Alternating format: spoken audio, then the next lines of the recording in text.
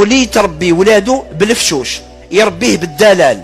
على بالكم اللي يتربى بالدلال والفشوش، يتربى بالدلال والفشوش يتربى بواحد القانون انه ما يعرفش لا شتلاله ما يعرفهاش. زعما اشري لي هاك، خليني ندير هاك، اشري هاك، البس هادي هاك، قطع صباط معليش وليدي، راح ما نروحش نلبس ما فيها والو، ياكل بطاطا ياورت ومن بعد يرميها، معليش وليدي علاش راني نخدم.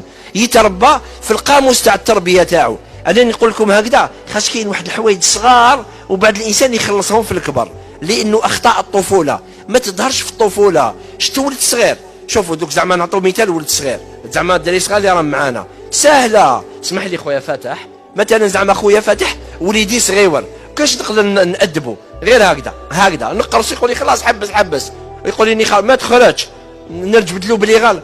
بصح فاتح كي يولي وليدي يولي طويل عليا قرصه هذيك يقول لي شاك دير دغدغتني، نقول له ما وجعتكش، خلاص ما توجعوش ويديرك خلاص او طلع.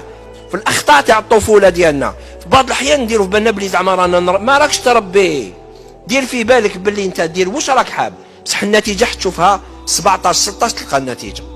ولذلك لما الانسان اللي زعما هو يخدم ومرته تخدم وكاع نخدموا وما فيها والو، وانا علاش راني نخدم وخلي الحاله راهي تمشي والولد راهو عايش ويقول لك انا نورمال وليدي يدير واش يحب، هاد الناس يجوا يبكيو، شتي يجيو لك المكتب يبدا يبكي ويهضر لك بالفرنسيه ولا بالانجليزيه ولا باي لغه تبين باللي خلاص حنا رحنا بعيد، يبدا يقول لك حصلت به. علاش؟ لانه هو ما يعرفش لا. شت الانسان اللي ما يعرفش لا كي يلحق ومن بعد يلقى بلي المخدرات ما يقدرش يقولوا له لا، يولي هو يسيي المخدرات، لانه التربيه تاع الدلال يقول لك انا ما عنديش الفرانات، ما نعرفش حاجه ما دقتهاش، دقت كلش، لازم ندق كلش، اذا نزيد ندق هذه الحاجه. اتصور اذا كيفاش انت تقدر تكون سبب في انك الان تزيد من حالات تاع الادمان.